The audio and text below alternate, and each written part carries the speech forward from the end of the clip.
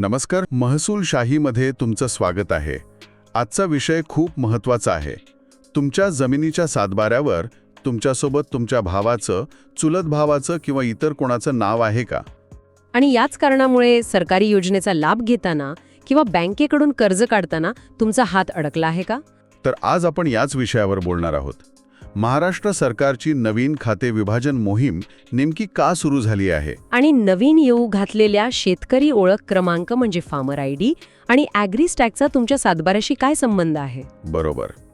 सोबतच महाराष्ट्र जमीन महसूल अधिनियम 1966 का कलम 85 नुसार जमिनीची कायदेशीर वाटणी कशी करायची हेही पाहू.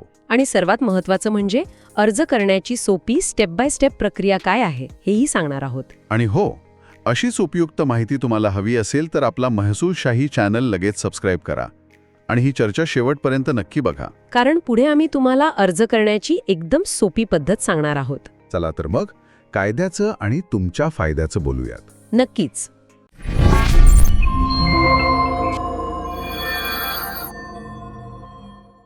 तर माझा पहिला प्रश्न हा आहे की ही मोहीम इतकी अचानक का सुरू झाली आहे? यामागे नक्की काय कारण आहे?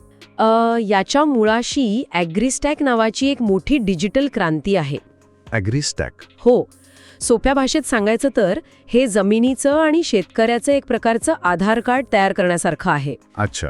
शेतकरी ओळख क्रमांक म्हणजेच फार्मर आयडीमुळे शेतीचे व्यवहार, कर्ज वाटप आणि सबसिडी देण्याची पद्धत पूर्णपणे बदलणार आहे. ओके, पण याचा आणि सामायिक सातबाराचा काय संबंध? खरी अडचण की नाही इथेच सुरू होते. समजा 10 एकर जमिनीवर 4 भाऊ मालक आहेत. सातबारावर क्षेत्र फक्त पहिल्या भावाच्या नावापुढे लिहिलेलं असतं. बरोबर. पण नवीन सॉफ्टवेअर काय करतं, ते 10 एकर क्षेत्र प्रत्येक भावाच्या नावावर स्वतंत्रपणे दाखवतो. अरे बाप रे, म्हणजे कागदोपत्री ती जमीन 40 एकर दिसायला लागते. अगदी बरोबर. हाच गोंधळ टाळण्यासाठी महाराष्ट्र जमीन महसूल अधिनियम 1966च्या कलम 85 नुसार ही मोहीम हाती घेतली आहे. समजलं. पण आजच्या घडीला या सामायिक खात्यामुळे शेतकऱ्यांना कोणत्या प्रत्यक्ष अडचणी येतात? 3 मोठ्या अडचणी आहेत. कोणत्या? 1. जमीन खरेदी विक्री. एकाला जमीन विकायची असेल तर इतरांची संमती लागते, ज्यामुळे व्यवहार थांबतात. हो, हे तर होतं. दुसरी अडचण म्हणजे पीक कर्ज. सामायिक खात्यामुळे नक्की कोणाच्या वाट्याच्या जमिनीवर बोजा टाकायचा हे स्पष्ट होत नाही. त्यामुळे बँका कर्ज द्यायला टाळाटाळ करतात. बरोबर. आणि तिसरी अडचण आहे सरकारी योजनांची. कर्जमाफी, पीक विमा किंवा अनुदानाचा लाभ या कागदोपत्री गोंधळामुळे अनेक पात्र शेतकऱ्यांना मिळतच नाही. खरंय. आणि याच संदर्भात आमच्या एका श्रोत्याने कमेंटमध्ये एक मोठा गैरसमज लिहिला होता. काय? ते म्हणाले की आमच्या कुटुंबात 20 वर्षापूर्वीच तोंडी वाटणी झाली आहे. आम्ही आपापली जमीन शांततेत कसतोय, मग परत हा कागदोपत्री खटाटोप कशाला? हा सगळ्यात मोठा गैरसमज आहे. तोंडी वाटणीला कायद्याच्या कोर्टात कवडीचीही किंमत नाही. अच्छा. जोपर्यंत सातबारावर तुमच्या नावापुढे तुमच्या हक्काचं स्वतंत्र क्षेत्र नोंदवलेला नाही, तोपर्यंत कायदेशीरदृष्ट्या तुम्ही त्या जमिनीचं स्वतंत्र मालक होत नाही. हे लक्षात ठेवा, म्हणजे पुढे त्रास होणार नाही. वाह, भारी माहिती दिलीत. मग सरकारने ही मोहीम यशस्वी करण्यासाठी काय ठोस नियोजन केलं आहे? सरकारनेही केवळ घोषणा नाही तर एक मोहीम म्हणून हाती घेतली आहे. म्हणजे? सगळ्यात महत्त्वाचं म्हणजे तालुका आणि मंडळ स्तरावर विशेष कॅम्प आयोजित केले जाणार आहेत. त्यामुळे लोकांना आता तहसील कार्यालयात हेलपाटे मारायची गरज नाही. जबर. मग अर्ज करण्याची नेमकी प्रक्रिया काय आहे? आपण श्रोत्यांसाठी एक सोपी चेकलिस्ट तयार करू शकतो का? नक्कीच. चला स्टेप बाय स्टेप बघूया. सांगा. स्टेप 1. अर्ज तयार करा. सर्व सहधारकांनी मिळून कलम 85 अंतर्गत वाटणीसाठी एक साधा अर्ज तयार करावा. ओके. स्टेप 2. कागदपत्रे जोडा. अर्जासोबत तुमच्या जमिनीचा चालू वर्षाचा अद्ययावत 7/12 आणि 8 उतारा जोडावा. ठीक आहे.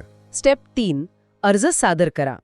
हा अर्ज तुमच्या तालुक्यात आयोजित केलेल्या विशेष कॅम्पमध्ये जाऊन थेट अधिकाऱ्यांकडे द्यायचा आहे. आणि शेवटची स्टेप? स्टेप 4. अंतिम नोंद. कायदेशीर प्रक्रियेनंतर तलाठ्यामार्फत तुमच्या सातबाऱ्यावर तुमच्या नावापुढे तुमच्या हक्काच्या क्षेत्राची स्वतंत्र नोंद केली जाते. खूपच सोपं आहे. तर आजच्या सविस्तर चर्चेतून आपण पाहिलं की महाराष्ट्र सरकारची खाते विभाजन मोहीम ही काळाची गरज का आहे.